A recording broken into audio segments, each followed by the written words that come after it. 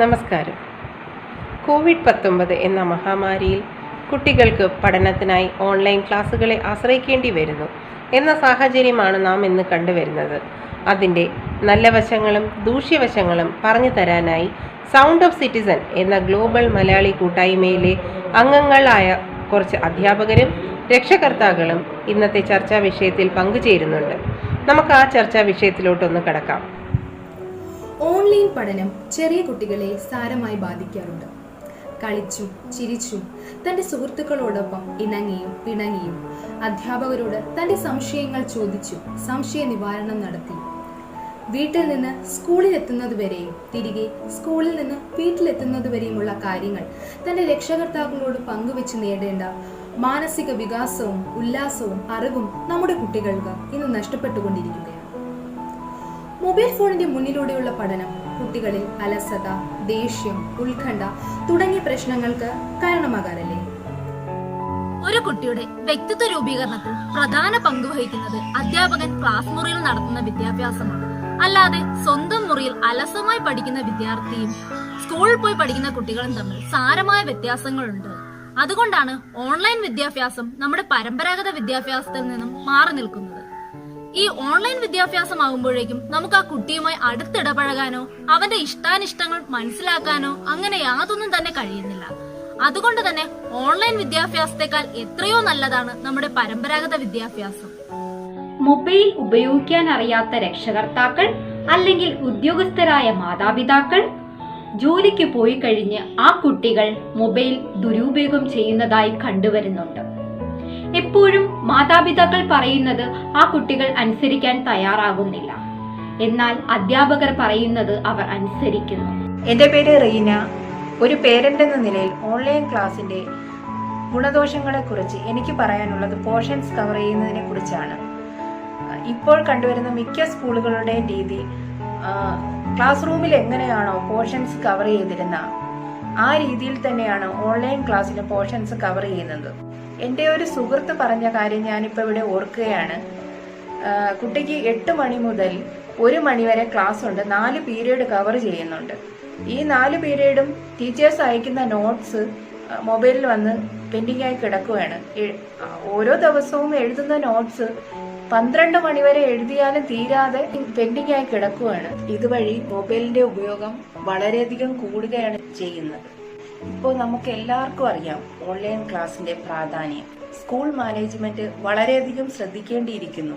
ഏറ്റവും പ്രധാനപ്പെട്ട portions select ചെയ്യുകയും അത് കുട്ടികളെ ഓൺലൈൻ വഴി പഠിപ്പിക്കുകയും നോട്ട്സ് കുട്ടികളെ കൊണ്ട് തന്നെ പ്രിപ്പയർ ചെയ്യിപ്പിക്കുകയും ചെയ്താൽ തന്നെ മൊബൈലിന്റെ ഉപയോഗം വളരെയധികം കുറയും. ഓൺലൈൻ ക്ലാസ്സിന് ഒരു നല്ല വശം കൂടിയുണ്ട്.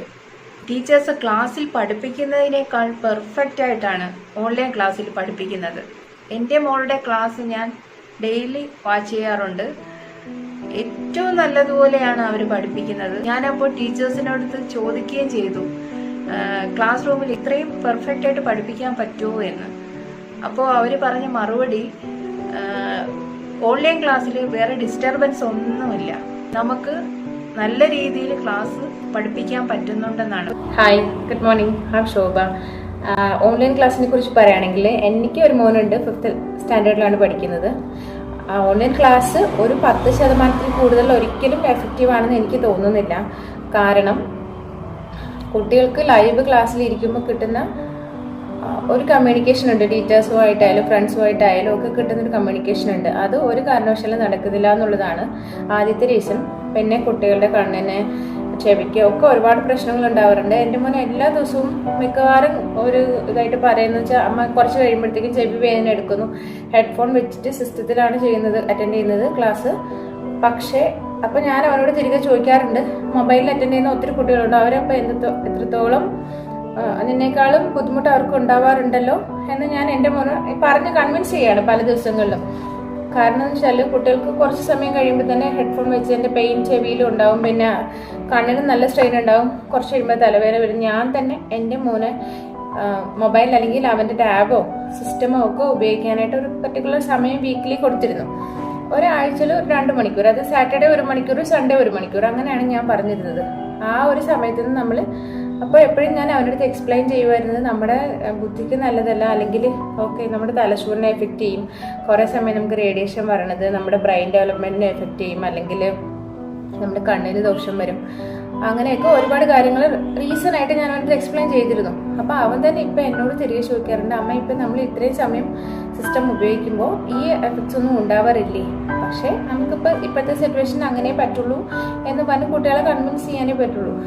പിന്നെ വേറെന്ന് വെച്ചാൽ എൻ്റെ മോനെ എപ്പോഴും പറയാറുണ്ട്, നോട്ട്സ് ക്ലാസ് ചിലപ്പോൾ നമ്മുടെ പ്രശ്നമായിരിക്കും, നെറ്റിൻ്റെ എറർ എന്തെങ്കിലും വന്നു കഴിഞ്ഞാൽ അവർക്ക് പകുതി ചിലപ്പോൾ കേൾക്കാൻ പറ്റും, ചിലപ്പോൾ കാണാൻ പറ്റും, കേൾക്കാൻ പറ്റില്ല, അങ്ങനെ ചിലപ്പോൾ വിഷ്വൽ കിട്ടും, ഓഡിയോ കിട്ടത്തില്ല, അങ്ങനെ പലതും പല സൈഡ് മീൻസ് ബുദ്ധിമുട്ടുകളാണ് കുട്ടികൾക്ക് ഉണ്ടാവുന്നത്. ഓൺലൈൻ പഠനത്തിലൂടെ പഠിക്കുന്ന ഒരു കുട്ടിയുടെ രക്ഷകർത്താവ് എന്ന നിലയിൽ എനിക്ക് ധാരാളം ആശങ്കകളുണ്ട്. ഒരു കുട്ടിയുടെ സ്വഭാവ രൂപീകരണത്തിൽ, അവൻ്റെ വ്യക്തിത്വ വികാസത്തിൽ പ്രധാന പങ്ക് വഹിക്കുന്നത് ക്ലാസ് മുറിയിൽ അധ്യാപകൻ്റെ മുന്നിലിരുന്ന് പഠിക്കുന്ന പഠന സമ്പ്രദായത്തിന് മാത്രമേ കഴിയൂ എന്നാണ് ഞാൻ വിശ്വസിക്കുന്നത്. സ്വന്തം വീട്ടിൽ അലസനും സുഖലോലുപനുമായി ഇരുന്ന് പഠിക്കുന്ന ഒരു കുട്ടിയും ക്ലാസ് മുറിയിൽ അധ്യാപകൻ്റെ മുന്നിൽ ശ്രദ്ധയോടും ചിട്ടയോടും കൂടിയിരുന്ന് പഠിക്കുന്ന ഒരു കുട്ടിയും, ഇവർ തമ്മിലുള്ള അച്ചടക്കത്തിൻ്റെ കാര്യമെടുക്കുകയാണെന്നുണ്ടെങ്കിൽ ഗജാന്തര വ്യത്യാസങ്ങൾ കാണുന്നുണ്ട്. കമ്പ്യൂട്ടർ അല്ലെങ്കിൽ മൊബൈൽ, ഇതിൻ്റെ സാങ്കേതിക പരിജ്ഞാനം അറിവില്ലാത്ത ഒരു രക്ഷകർത്താവ് അവരുടെ കുട്ടികൾ ഇത് ദുരുപയോഗം ചെയ്യുന്നുണ്ടോ എന്നറിയില്ല. ഉദ്യോഗസ്ഥരായിട്ടുള്ള രക്ഷകർത്താക്കൾ ഉദ്യോഗത്തിന് പോയി കഴിഞ്ഞാൽ അവരുടെ കുട്ടികളും ഇത് ദുരുപയോഗം ചെയ്യുന്നുണ്ടോ എന്നറിയില്ല. ഓൺലൈൻ ക്ലാസ്സുകളിൽ രക്ഷിതാക്കളുടെ അഭാവത്തിൽ കുട്ടികൾ മറ്റ് മൊബൈൽ ആപ്ലിക്കേഷനുകൾ ദുരുപയോഗം ചെയ്യാനുള്ള സാധ്യത വളരെ കൂടുതലാണ്. ഇത് ഒഴിവാക്കുവാനായി കുട്ടികളുടെ പഠനാവശ്യത്തിനുള്ള ആപ്ലിക്കേഷനുകൾ ഒഴികെയുള്ള മറ്റ് മൊബൈൽ ആപ്ലിക്കേഷനുകൾ ലോക്ക് ചെയ്തിടാനുള്ള ഫെസിലിറ്റി ഇന്ന് ലഭ്യമാണ്. ഇതിനു വേണ്ടിയുള്ള ലോക്കിംഗ് ആപ്ലിക്കേഷനുകൾ ഗൂഗിൾ പ്ലേ സ്റ്റോറിലും അതുപോലെ തന്നെ ആപ്പ് സ്റ്റോറുകളിലും ലഭ്യമാണ്. കുട്ടികൾ ഓൺലൈൻ ക്ലാസ്സുകൾ സ്കിപ്പ് ചെയ്യാനുള്ള സാധ്യത വളരെ കൂടുതലാണ്. ഇത് ഒഴിവാക്കുവാനായി കുട്ടികളോട് നിർബന്ധമായും വീഡിയോ ഓൺ ചെയ്യാൻ ആവശ്യപ്പെടുക.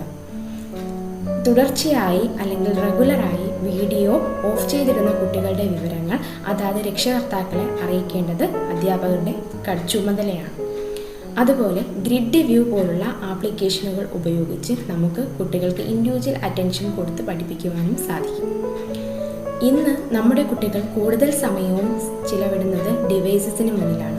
അതുകൊണ്ട് തന്നെ കണ്ണിന് സ്ട്രെയിൻ അനുഭവപ്പെടാനുള്ള സാധ്യത വളരെ കൂടുതലാണ്. ഇത് ഒഴിവാക്കുവാനായി നമുക്ക് കുട്ടികളെ കൊണ്ട് റെഗുലറായി ഐ എക്സസൈസ് ചെയ്യിപ്പിക്കുകയും അതുപോലെ ഓരോ ക്ലാസ്സിനിടയിലും ഹാഫ് ആൻ അവർ ഇൻ്റർവെൽ കൊടുക്കുവാനും ശ്രദ്ധിക്കുക. 18 വയസ്സുവരെയുള്ള കുട്ടികളിൽ ശാരീരികവും മാനസികവുമായ വളർച്ചയുടെ കാലഘട്ടമാണ്. അധ്യാപകരും മാതാപിതാക്കളും ആ സമയങ്ങളിൽ പാരൻസ് മീറ്റിങ്ങുകളിലൂടെ ഡിസ്കഷനുകൾ നടത്തിയും സജഷൻസ് കൊടുത്തും അവരുടെ നില മെച്ചപ്പെടുത്താൻ ശ്രമിച്ചാൽ തന്നെ പകുതിയിലേറെ പ്രശ്നങ്ങൾ പരിഹരിക്കപ്പെടുന്നു. പാശ്ചാത്യ രാജ്യങ്ങളിലും മറ്റും കുട്ടികൾ അവരവരുടെ ഇൻട്രസ്റ്റിനനുസൃതമായ ഒരു പഠന രീതിയാണ് അവലംബിച്ചിട്ടുള്ളത്. അവരുടെ പേഴ്സണാലിറ്റിയെ ഡെവലപ്പ് ചെയ്യുന്ന രീതിയിലുള്ള പഠനം, അതാണ് നമുക്കും വേണ്ടത്. ജീവിത നിലവാരം മെച്ചപ്പെടുത്തുവാനും ഒരു തൊഴിൽ അധിഷ്ഠിതമായ ഒരു വിദ്യാഭ്യാസമാണ് ഇവിടെയും നടത്തേണ്ടത്. നമ്മുടെ സ്കൂളുകൾ അതാണ് ലക്ഷ്യമിടേണ്ടത്. ഓൺലൈൻ പഠനത്തിൻ്റെ ഭാഗമായി മൊബൈൽ ഫോൺ കുട്ടികളുടെ കൈവശം കൊടുത്തിട്ട് ജോലിക്ക് പോകേണ്ടി വരുന്ന രക്ഷിതാക്കൾ ഇന്ന് ഏറ്റവും കൂടുതൽ വിഷമിക്കുന്നത് ഫോണിലെ മറ്റ് ആപ്ലിക്കേഷനുകൾ വഴി കുട്ടികൾ വഴി തെറ്റാൻ സാധ്യതയുണ്ടോ എന്ന് ഓർത്തിട്ടാണ്. എന്നാൽ ഇത് ഒഴിവാക്കാൻ പ്ലേ സ്റ്റോറിൽ നിന്നും ഒട്ടനവധി ആപ്പ് ലോക്കുകൾ ഇന്ന് ലഭ്യമാണ്. അത്തരത്തിലുള്ള ഒരു ആപ്ലിക്കേഷനാണ് ഇന്നിവിടെ നിങ്ങൾക്ക് പരിചയപ്പെടുത്താൻ പോകുന്നത്. ഈ ആപ്പ് വഴി ഉപയോഗിക്കേണ്ടതൊഴിച്ച് മറ്റെല്ലാ ആപ്സും ലോക്ക് ചെയ്യാൻ സാധിക്കുന്നതാണ്. അപ്പോൾ നമുക്ക് നോക്കാം ആൻഡ്രോയിഡ് ഫോണിൽ എങ്ങനെയാണ് നമുക്ക് ആപ്പ് ലോക്ക് സെറ്റ് ചെയ്യാൻ പറ്റുക എന്ന്. ആദ്യമായി നമ്മുടെ പ്ലേ സ്റ്റോറിൽ പോയി നമുക്ക് ആപ്പ് ലോക്ക് എന്ന് സെർച്ച് ചെയ്യാം.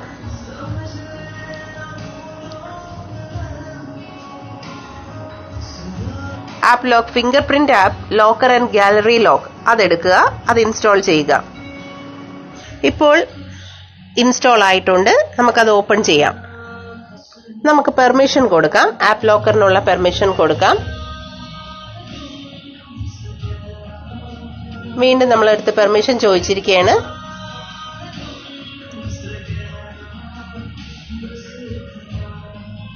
ഇനി നമുക്കൊരു പാറ്റേൺ വരച്ചു കൊടുക്കാം. ഈ പാറ്റേൺ ആയിരിക്കും നമ്മൾ ഓർമ്മിച്ച് വെക്കേണ്ടത്. ഓക്കെ, വീണ്ടും ഒന്നുകൂടി പാറ്റേൺ കൊടുക്കേണ്ടി വരും.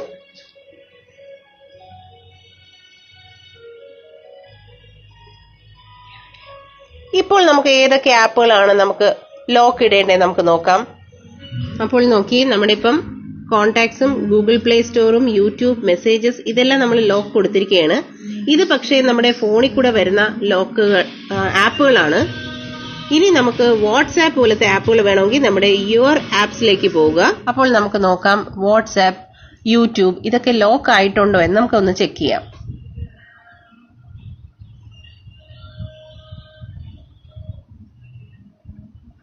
നോക്കിയേ, ഇപ്പോൾ ഇത് ലോക്ക്ഡ് ആണ്. ഇപ്പോൾ എല്ലാവരും കണ്ടില്ലേ നമ്മൾ എങ്ങനെയാണ് വാട്സാപ്പ് ലോക്ക് ചെയ്തതെന്ന്. ഇതുപോലെ നമുക്ക് ഏത് ആപ്പും ലോക്ക് ചെയ്യാൻ കഴിയും. നന്ദി, നമസ്കാരം.